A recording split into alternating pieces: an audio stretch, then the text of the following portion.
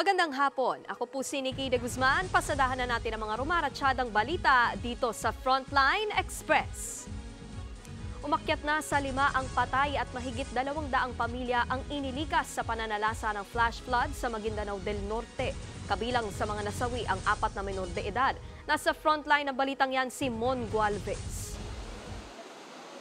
Halos 300 pamilyang napilitang lumikas nang malubog sa putik at baha ang bahaging ito ng bayan ng Matanog sa Maguindanao del Norte. Kasunod yan ng flash flood na tumama sa bayan, bunsod ng walang patid na ulan nung nakarang linggo. Naipon po kasi yung tubig doon sa mountain na yon, na kung saan nung naipon ay bumagsak yung tubig, kaya kumbaga bigla na lang nagkaroon ng flash flood po doon sa area. Tila putik na rin, imbis na tubig ang dumadaloy sa katabing ilog. Sinuyod yan ng mga rescuer para mahanap ang mga residenteng bigong makalikas kaagad. Sunod-sunod na mga labi ang naiahon mula rito. Kabilang riyan ang isang senior citizen at 4 na menor de edad. Ang 3 sa mga bata, magkakapatid.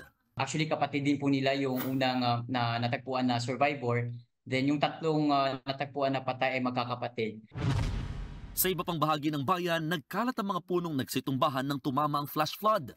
May mga nasira ring mga bahay at ilan pang struktura gaya ng paaralan. Mayroon po tayong heavily affected na isang school po ng ating area, na kung saan yung 4 buildings nila, 7 classroom ay talagang wash out po.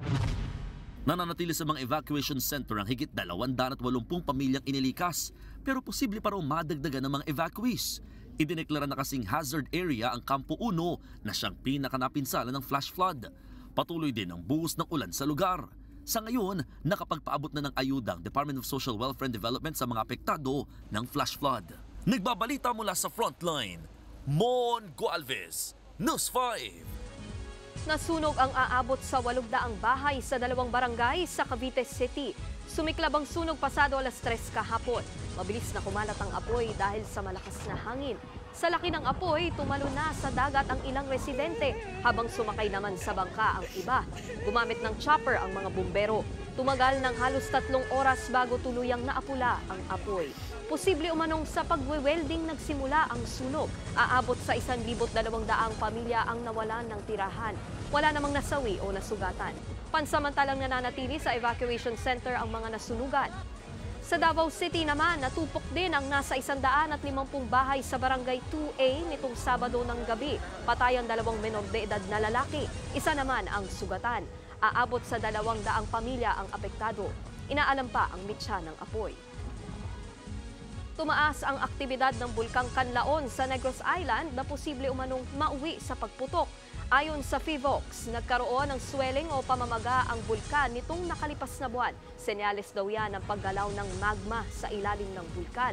Patuloy din ang volcanic earthquakes at mataas na pagbuga ng sulfur dioxide ng Canlaon. Sa ngayon, nananatili sa alert level 2 ang bulkan.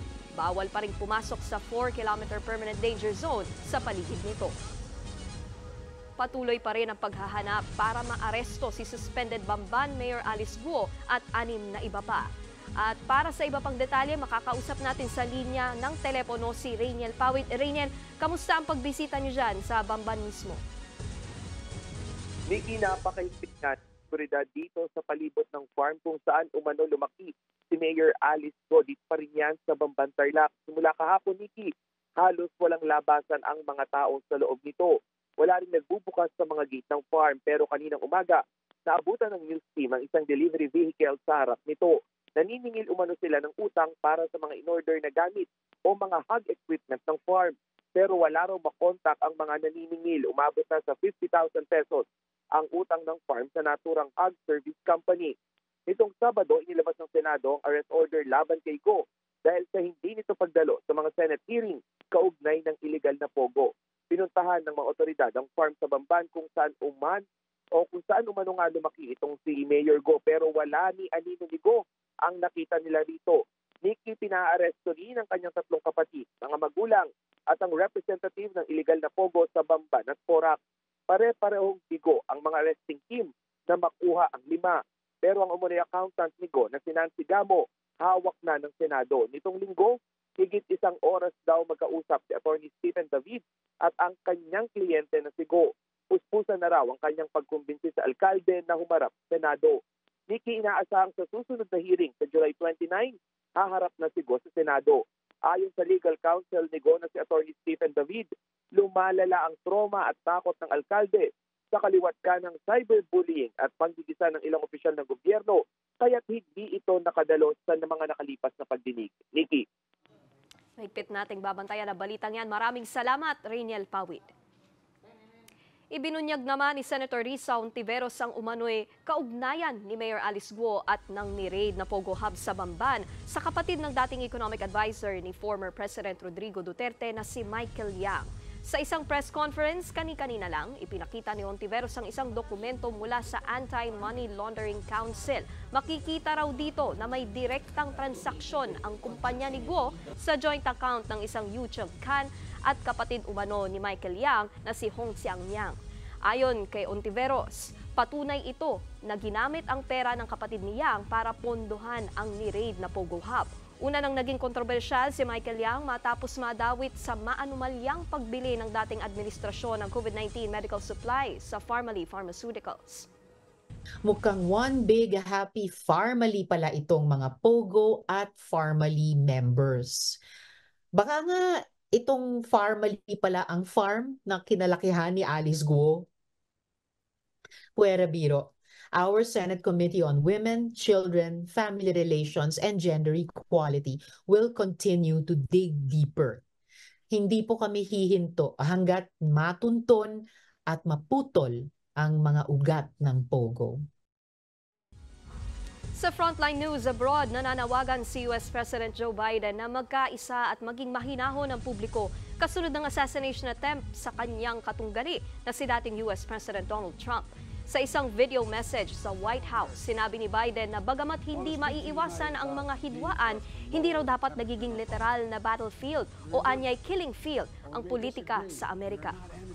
There's no place in America for this kind of violence, for any violence ever. Period. No exceptions. We can't allow this violence to be normalized. You know, the political record in this country has gotten very heated. It's time to cool it down. We all have a responsibility to do that. Nangyari ang assassination attempt kay Trump sa kanyang campaign rally sa Pennsylvania nitong weekend kung saan tinamaan ng bala ang kanyang tainga. Patay ang isang sibilyang dumalo sa rally. Napatay rin ang US Secret Service ng 20 anyos na suspect na si Thomas Matthew Crooks. Sa kabila ng insidente, tumuloy si Trump sa Milwaukee, Wisconsin para sa gaganaping Republican National Convention ngayong linggo. Nakatakda siya roong iproklama bilang opisyal na kandidato ng Republican Party sa presidential election sa Amerika sa Nobyembre. Marami pang aabangang balita sa pagbabalik ng Frontline Express.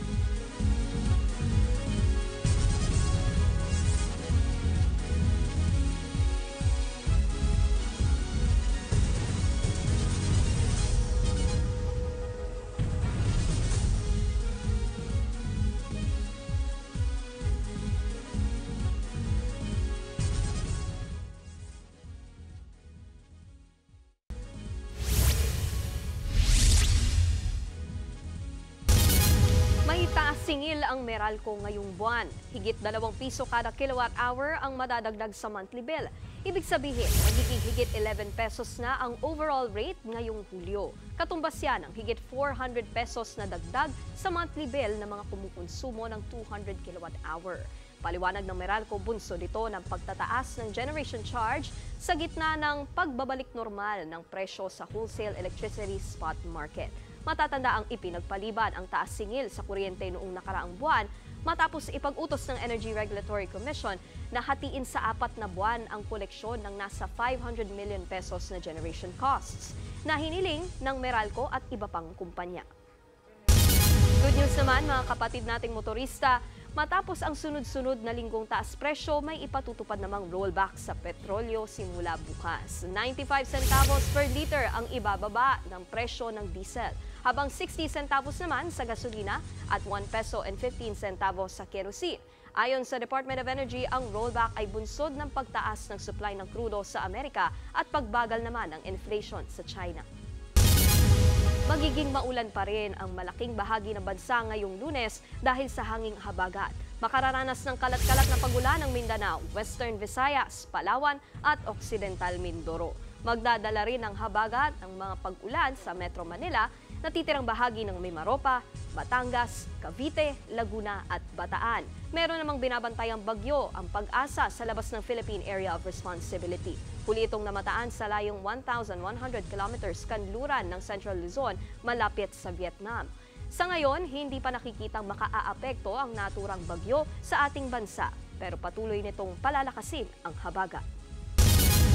Narito naman ang mga balitang dapat ninyong abangan sa Frontline Pilipinas.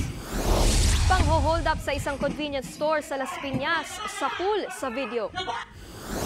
MTV bumangga sa isang bus sa Maynila matapos makatulog ang driver. At Mulak Family, nakakwentuhan ng News 5 tungkol sa inaabangang kapatid sitcom na The Purse Family.